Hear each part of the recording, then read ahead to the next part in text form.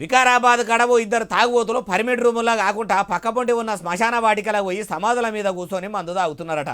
బొందలగడ్డకు పోయి బొందల మీద కూర్చొని బోందీ బొక్కుకుంటా తాగితే మరి ఎవరు ఏమన్నారు అనుకున్నారో ఏమో కానీ గోరిల్లనే టేబుల్ లెక్క వాడుకుంటున్నారట. చూడు ఎట్లున్నదో కథ. ఈడవుకొని మంది ఎందుకు తాగుతున్నారు?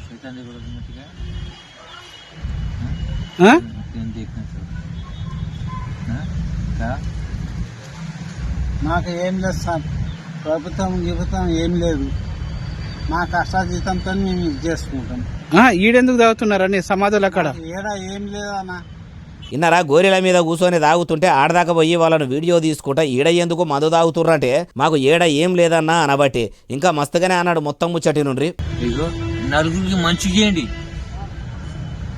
నాకు కాదు ఈయన కాదు, నలుగురికి మంచి చేయండి, ఎవరైనా సరే అదుకుంటారు చేస్తున్నారు. నువ్వు నలుగు అదుకో, నలుగు వచ్చి నీకు ఇది చేస్తావు. ప్రభుత్వం ఏం అవునా కదా? చేస్తుందన్నా మాకు? నువ్వు ప్రభుత్వం అడగాలి ఏమన్నా ఇది ఉంటే.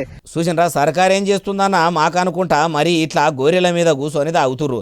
బహిరంగ ప్రదేశంలో శ్మశాన వాటికల కూర్చొని తాగొద్దు కదా అంటే ఏమంటుండో ఈ నుండి. ఇదేంది శ్మశానం కాడ వచ్చి సమాధి కాడ మందు తాగకం? వచ్చేది ఇడికే.